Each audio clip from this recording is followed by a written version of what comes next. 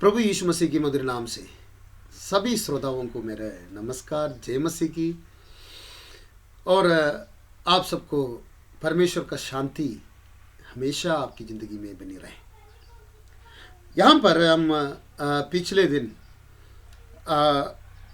21वां आयत, पहले अध्याय 21वां आयत हमने देखा है। पहले अध्याय 21वां आयत में वहाँ पर हमने परमेश्वर को जानकर भी परमेश्वर को महिमा नहीं किया, धन्यवाद नहीं बोला। वहाँ पर 21वां आयत का शुरुआत ही हमने पढ़ा, अभी अगले भाग भी है। परंतु उन्होंने क्या किया, अपने मन में वो सोच में क्या हो गया था, वो गलत सोचने शुरू हो गया और मूर्खता किया है। उनके हृदय में मूर्खता आया है। और उससे बढ़कर क्या बताते हैं, और वो अंधेरे के खामों में चला गया। क्या बता रहे हैं, परमेश्वर को महिमा नहीं दिया और धन्यवाद नहीं कहा। उसके बदले में ये करने चाहिए था, उसके बदले में उन्होंने क्या किया है, मन में मूर्खता, गलत विचार आया, गलत सोचा और मूर्खता मन में और अंधेरे के रास्ते में। एफेसियों का खत पढ़ते समय 5 अध्याय और उसके 8वां आयत में जब हम आते हैं, वहां पर बताते हैं, तुम तो पहले अंधेर था।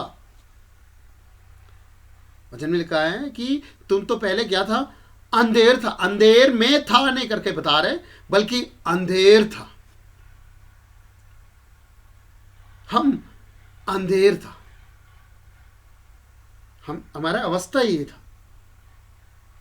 परमेश्वर को महिमा नहीं दे रहे, परमेश्वर को धन्यवाद नहीं कह रहे, परमेश्वर को जो महिमा मिलना था वो नहीं दे पा रहे हमसे। मगर हमने क्या किया है, हमने मन में गलत सोचकर, मूर्खता कर हृदय में मूर्खता कर हम अंधेरे में चल रहे थे। ये एक गलत बात उनके सामने उनकी विरुद्ध रखा है। हमने इससे पहले देखा कि ये कचहरी में खड़ा किया है। हर जगह पर ऐसे 3 तरह से लोग हैं, चाहे आप कलीसिया में देखो, चाहे बाहर देखो, ऐसे लोग हैं। पिछले दिन मेरे दोस्त मुंबई में प्रभु का सेवकाई कर रहे हैं। वो दोस्त से मैं काफ़ी बातें हम आपस में कर रहे थे। तो उनके साथ जब बात कर रहे थे तो उन्होंने पूछा, ये इस तरह से क्यों, कलीसिया के अंदर भी ऐसे क्यों होता है, कलीसिया के अंदर भी ऐसे क्यों होता है। तो मैंने कहा कि वजन बताते हैं कि स्वर्गराज, धरती पर स्वर्गराज ऐसे हैं। स्वर्गराज एक क्या बोलते हैं, एक खेत की समान बताया है, एक जाल की समान बताया है।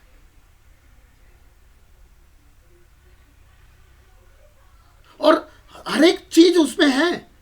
अच्छा बीज बीजा और गलत भी आ गया। तो देखना है कि कलीसिया के अंदर भी ऐसे बीज होगा। उनका शुक्रवार का मीटिंग था। उस मीटिंग में मुझे बुलाया गया। वचन तो यही आया, तो वचन ये आया तो बात ऐसे चला।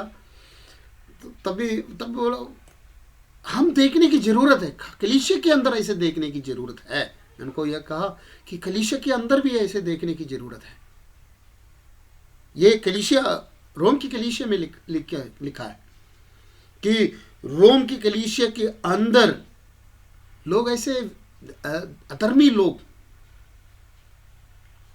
मन में बुरे विचार सोचकर परमेश्वर को महिमा नहीं दे रहे, बल्कि बुरे विचार, परमेश्वर की महिमा देने की वजह बुरे विचार मन में सोचकर गलत काम करने वाला, हृदय में मूर्खता सोचने वाला और अंधेरी के रास्ते, ऐसे करने वाले तो अंधेरी के रास्ते पर ही। और 22वां आयत में आए तो वहां पर क्या बता रहे हैं कि वो बताते हैं हमसे बुद्धिमान कोई और नहीं है। इधर लिखा है 22 आयत में, बता रहे हैं कि आप मुझे नहीं सिखाना, हम बहुत सीखा हुआ है, हमसे बुद्धिमान कोई और है ही नहीं। और वो मूर्ख है। आगे लिखा है, इसमें लिखा है कि हमसे बुद्धिमान कोई नहीं है, परंतु वो सबसे बड़ा मूर्ख है। क्या हमारे जिंदगी में ऐसी बात है कि मूर्खता सोचते हैं हृदय में और मन में, गलत विचार और अंधेरे के रास्ते पर, और अपने आप में एक सोच आते हैं हमसे बड़ा कोई और है ही नहीं। अगर ऐसे है तो प्रार्थना करना है, एक एक बातों में लेकर। ये परमेश्वर का वचन एक शीशे की समान है, हमारे बातों को, हमारे गलतियों को दिखाते हैं, और हम उसको देखकर हम अपने आप को साफ करते हैं। हम चेहरा देखते हैं, से बाल से कैसे किया है, मुंह कैसे हैं, और बाकी हम देखते हैं तो कुछ अलग ऐसे कोई बात है तो हम और भी साफ करने का कोशिश करते हैं। तो इस तरह से परमेश्वर का वचन की ओर जाते समय एक एक बातों को हमारे जिंदगी की ओर देखकर, क्या मैं ऐसे है,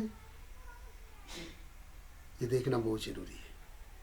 उसको देखकर हम बदल जाए, परमेश्वर को महिमा कर पाए, ये हमारे जिंदगी में होना बहुत जरूरी है। नहीं तो हम बोलेंगे हम बड़ा बुद्धिमान हैं, मगर मूर्ख के समान हो जाते हैं। हम मूर्ख ना बने, परंतु बुद्धिमान बने। अगले आयत में मूर्खता कहाँ मूर्खता दिखाते हैं। अगले आयत में 23वां आयत में लिखा है, कोशिश है मैं ये 23वां आयत भी खत्म करने के लिए। मूर्खता कहाँ दिखाते हैं, परमेश्वर का महिमा को, जो अविनाशी परमेश्वर है उसकी महिमा को बदल दिया। किसके साथ बदल दिया? जो नाशवान इंसान के साथ, पक्षियों के साथ, जानवर के साथ और रेंगने वाली वस्तुओं के साथ। वो परमेश्वर है, ये परमेश्वर पत्थर में है, इसमें है, उसमें है। मैं अक्सर ये वचन जब बताते हैं तो पूछने वाले एक सवाल है। बाप जिंदा है, बाप के सामने बेटा एक पत्थर रख के उसके ऊपर फूल चढ़ा के तेल डालकर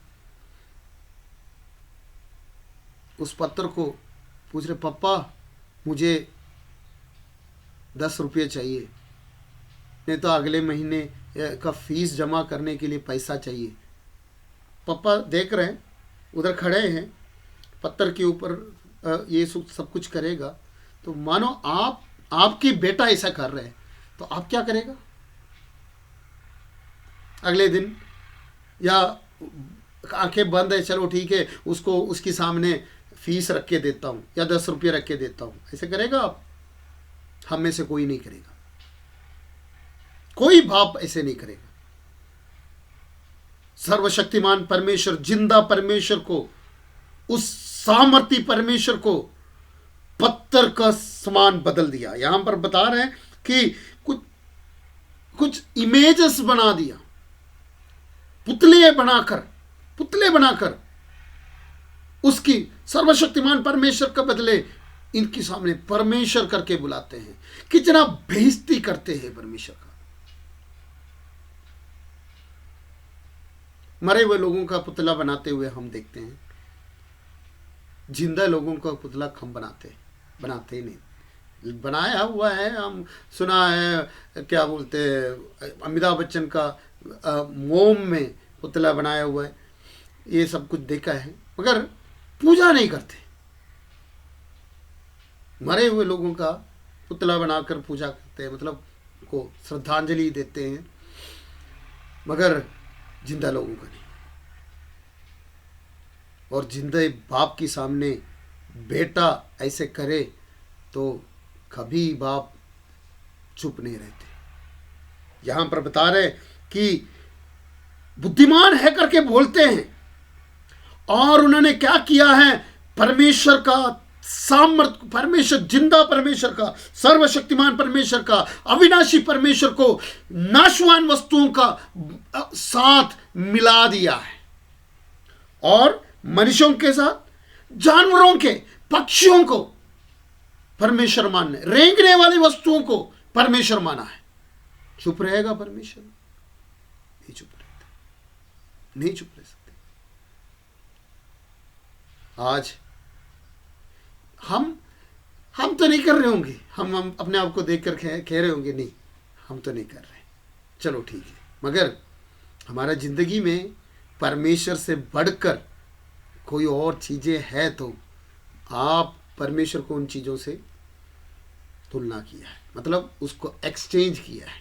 जैसे बाकी लोग करते वैसे ही होगा।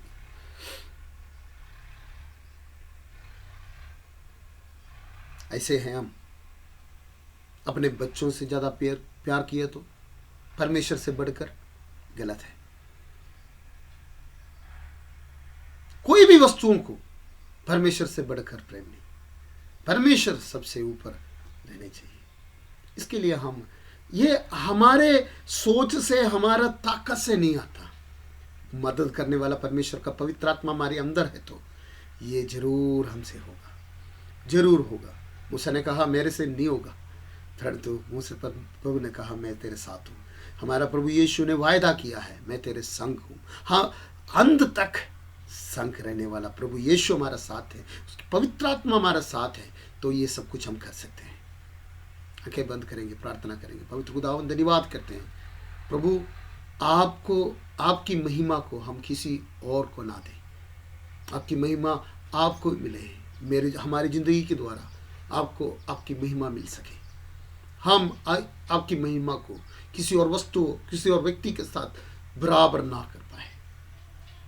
आपका धन्यवाद कर कर जीने में प्रभु हमें मदद करें।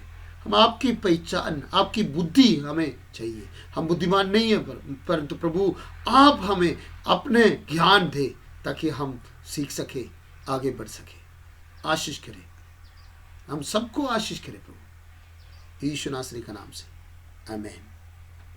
प्रभु सबका आशीष करे, वचनों के द्वारा सब आशीष पाए। धन्यवाद।